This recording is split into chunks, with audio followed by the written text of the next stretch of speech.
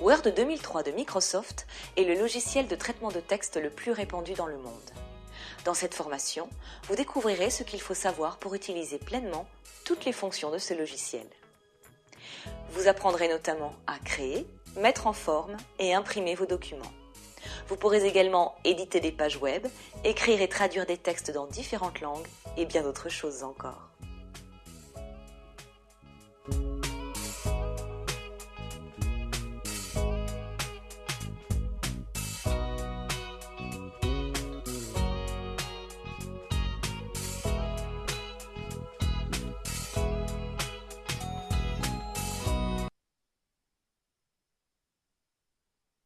Vous apprendrez dans cette leçon à saisir du texte à l'aide du clavier et afficher certains caractères particuliers dans Word 2003. Tout d'abord, nous allons commencer par ouvrir Word.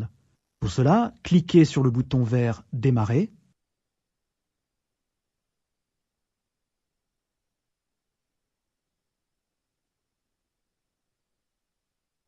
Puis sur « Tous les programmes ». Cliquez ensuite sur Microsoft Office.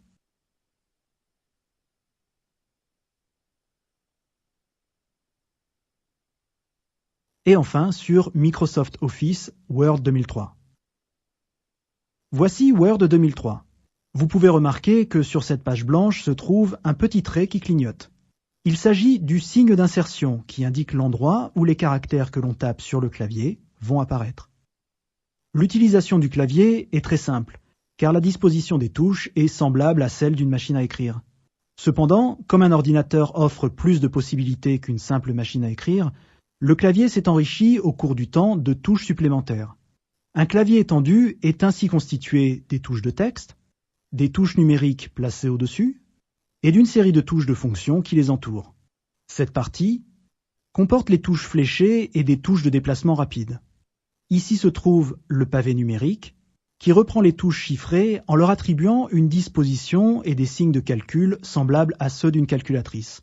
Pour entrer du texte sur Word, il suffit tout simplement de presser une touche pour que le caractère correspondant à cette touche s'affiche à l'écran. Vous pourrez donc utiliser les lettres de votre clavier pour y saisir des mots, des espaces de différentes tailles, aller à la ligne et faire des sauts de ligne,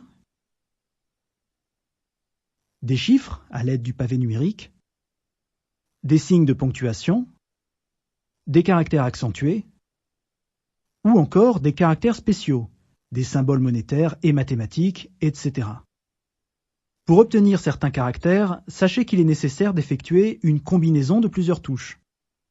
Les deux touches majuscules, par exemple, symbolisées par une flèche blanche montante, permettent d'afficher les lettres en majuscules. En maintenant appuyé une des touches majuscules et en appuyant sur une des lettres du clavier, le caractère s'affiche à l'écran en majuscules. On peut alors relâcher la touche majuscule du clavier. Le symbole euro, par exemple, ne peut s'afficher que grâce à une combinaison de touches. Pour ce faire, j'appuie et je maintiens la touche Alt-GR, à droite de la barre d'espace. Puis j'appuie sur la touche E, qui contient le symbole euro en bas à droite. Et je relâche la touche Alt-GR. Enfin, certains caractères accentués s'utilisent non pas en combinaison, mais en succession de touches. Par exemple, pour obtenir un O avec un accent circonflexe, j'appuie d'abord sur la touche accent circonflexe et j'appuie sur la touche O. Découvrons maintenant comment effacer des caractères affichés à l'écran. Pour effacer un caractère qui se situe à gauche du point d'insertion, on utilise la touche Retour. Et pour effacer le caractère situé à droite du point d'insertion, on utilise la touche Suppression. Enfin, le clavier permet aussi la navigation au sein d'un document. En effet, certaines touches n'affichent pas de caractère à l'écran, mais permettent de déplacer le point d'insertion. Les touches fléchées déplacent ce point d'insertion d'un caractère vers le haut, vers le bas, à gauche ou à droite, comme ceci. Ces touches permettent de déplacer le point d'insertion d'une page vers le bas ou vers le haut, à la fin ou au début du document. La touche Insertion permet de basculer du mode de saisie par insertion au mode refrappe. En appuyant sur cette touche, Word bascule le mode de saisie en mode refrappe, comme l'indiquent les lettres RFP. Ce mode a pour effet de remplacer le texte tapé par le texte écrit, comme ceci.